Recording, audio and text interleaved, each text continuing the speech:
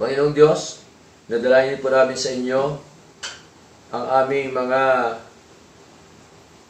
kapatid, ang aming mga kababayan sa ibang bansa, mga OFW, Lord, nasa iba't ibang dako, lalo-lalo na po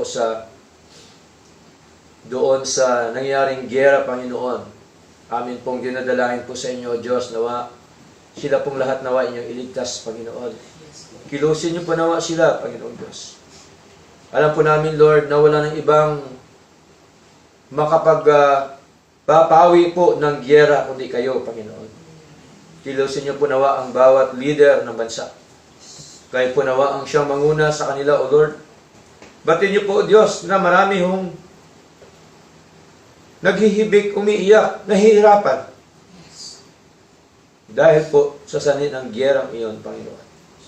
Nawa, kilusin niyo po nawa sila. Iligtas niyo po nawa sila sa anumang kapahamakan.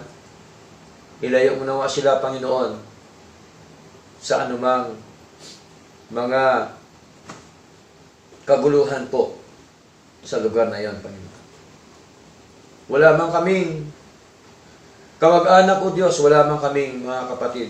Subalit sa ibang mga kapatiran, sa ibang mga mananampalataya, Panginoon, at sa ibang mga tao na meron po sila mga kamag-anak mahal sa buhay, nawa sila po inyong proteksyon, Lord. At ganyan po, patatagin niyo po nawa ang puso ng bawat mga mahal sa buhay, na sila po nawa magtiwala sa inyo, sila po nawa ay dumulog sa inyo, sapagkat wala na pong iba, Panginoon, na tutulong sa amin kundi kayo, Diyos. Salamat po na marami sa lahat.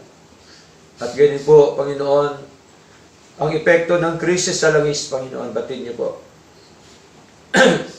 Epekto ng lahat, Panginoon.